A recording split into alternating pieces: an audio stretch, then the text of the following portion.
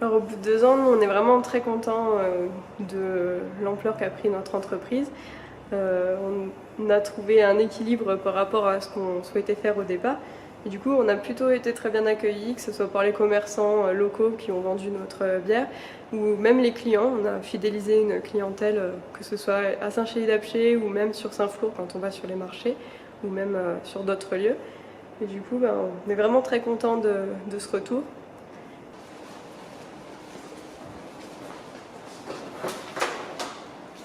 Alors là, je vais vérifier la température de l'eau parce que demain, on va brasser notre bière d'hiver, la Stout. Et du coup, on chauffe l'eau la veille pour que le lendemain matin, elle soit à la bonne température pour mettre les céréales toute la journée dedans.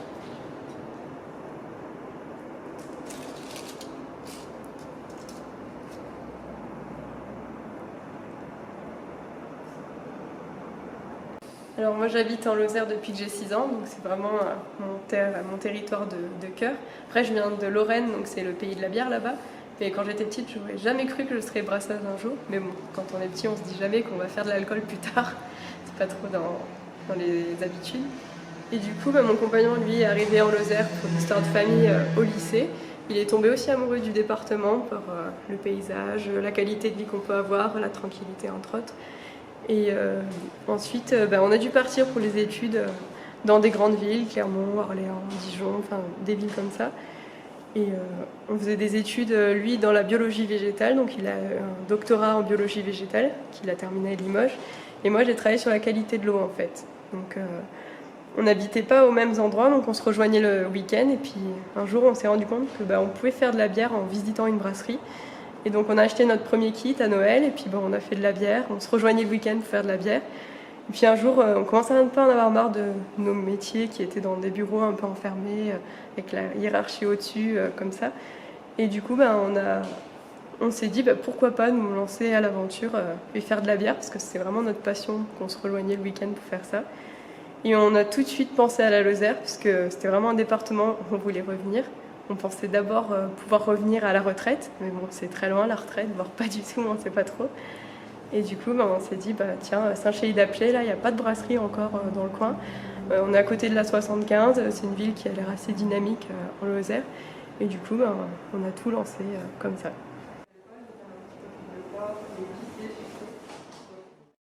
Alors le week-end, quand on se rejoignait avec mon compagnon, on avait ce matériel. D'abord, on brassait en 5 litres avec la bassine dans la cuisine et la passoire. Et après, on avait cette cuve en 20 litres, comme un stérilisateur à bocaux, où on pouvait faire tremper nos céréales dedans. On les filtrait à la passoire, on rinçait avec de l'eau à côté. Ensuite, on refroidissait avec ce petit refroidisseur en cuivre qu'on avait fabriqué nous-mêmes autour d'un seau. Et après, on mettait, une fois refroidi, dans la Dame Jeanne comme ça. On rajoutait la levure, on mettait le petit barboteur. Et puis on laissait fermenter comme ça sous l'évier à température ambiante. Et après, on embouteillait tout et on fermait avec les capsules et la petite capsuleuse à la main comme ça, toutes les bouteilles. Ça, c'était il y a combien de temps? Ça fait le début, c'est à peu près il y a plus de 5 ans qu'on faisait ça à la maison, à peu près presque tous les week-ends. On faisait une vingtaine de litres à chaque fois. Ça nous prenait une journée. Aujourd'hui, en une journée, on fait 900 litres. Dans la gamme, il y en a 4. La blanche, donc la blanche naine, la blonde, la reine des naines, l'ambrée, la naine rebelle, et la blonde triple qui est plus forte en alcool, donc la haute comme 3 naines. Et après, on a une bière sans alcool aussi qu'on fait avec des pousses de pin Douglas ramassées au sud de Lozère, donc par plante infuse. Et celle-ci, on la refera que le printemps prochain quand les jeunes pousses de pin Douglas ressortiront.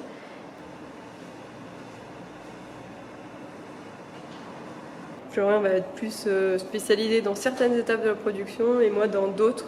En fait, on va se partager les tâches le même jour du brassage. C'est pour ça qu'on a 2 outils différents, par exemple.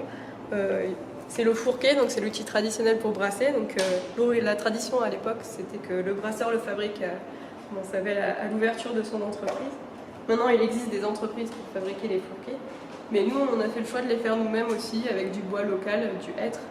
Donc pour avoir ce petit côté un peu traditionnel aussi dans la fabrication de notre bière. Donc Florian, il a fait celui-ci, donc c'est plutôt pour mélanger les céréales dans la cuve d'empâtage. Donc ça permet de bien remuer les céréales parce que on fait tout à la main. Donc moi je le fais aussi de temps en temps, c'est assez physique, mais ça se fait bien et bon, c'est sûr que c'est moins pratique que ça soit tourné automatiquement.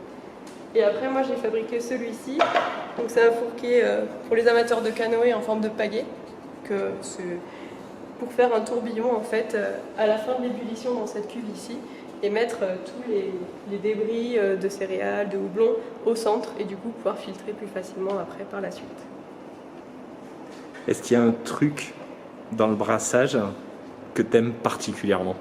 Est-ce qu'il y a un geste ou un moment ou une odeur ou... Alors c'est vrai que dans le brassage, ce qui est intéressant, c'est déjà tout le travail à la main, que moi j'aime beaucoup. On était un peu parti à l'époque dans nos travaux de bureau. C'est le travail à la manuelle qui manquait surtout.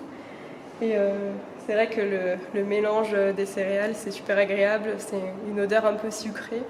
Et après, le lendemain, il y a aussi cette odeur de fermentation alcoolique qui est très sympa aussi au nez. Et c'est en fait tout le procédé qui est intéressant. Et il pousse chaque année et il nous donne à peu près 500 grammes de cônes comme ça sur un seul pied en fait. Donc c'est déjà pas mal. C'est dommage qu'on puisse pas s'en servir. On a fait des tests pour de bières personnelles. Ça donne un petit goût sympa. Et ça donne un petit côté lauserien un peu chauvin qu'on aime bien aussi. Mais bon, c'est que de la consommation personnelle. Et du coup, voilà, le houblon, ça va être une plante rampante. Donc, comme on peut voir là-bas, ça fait des gros... ça monte soit sur un fil, soit cela, il pousse sur du grillage et sur des framboisiers. Donc, ça rampe un peu partout, ça s'accroche. Et du coup, une fois par an, on peut récolter ces cônes de houblon donc, qui vont renfermer la précieuse lupuline. Donc, c'est ce qui va être jaune au cœur du cône, ici. Et du coup, c'est une sorte d'huile essentielle qui va renfermer tous les arômes et qui vont donner surtout aussi l'amertume à la bière. Ça a des propriétés antiseptiques. Ça aussi, c'est une des odeurs que j'adore. Ça sent, c'est fruité en fonction des variétés. C'est tout différent. On a trouvé du houblon à Saint-Chély-d'Apcher aussi. Il a une odeur différente de celui-ci qui pousse à Saint-Chély. Et comme c'est du houblon sauvage, du coup, c'est adapté au territoire et ça va bien pousser ici.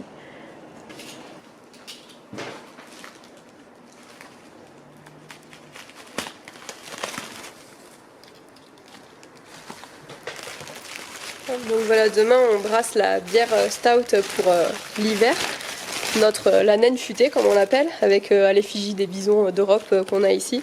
Et du coup, une partie du malt qu'on a concassé, ça va être du grain torréfié en fait, du malt d'orge qui est torréfié. Un peu comme on torréfie le café, donc ça donne des arômes café, chocolat à la bière du coup. Et ça va lui donner sa couleur foncée aussi, comme la Guinness, un peu foncée. Alors le milieu de la bière, non, c'est assez, comment ça s'appelle, c'est un peu comme une sorte de confrérie, on s'entraide tous, on a des forums où on discute ensemble de nos problèmes, on s'entraide quand il y a des problèmes, on commande des céréales ensemble, enfin, des choses comme ça. Donc c'est vraiment un univers où on se sent plus confrères que concurrents en fait. Donc c'est vraiment sympa. Après ça reste un milieu très masculin parce que c'est quand même un travail assez physique, faut pas le cacher, hein, les céréales de 25 kg, les fûts de 30 kg, c'est pas forcément toujours... très facile au quotidien, on finit souvent à la fin de l'été le dos en vrac. Mais comme on aime le travail, ça passe quand même.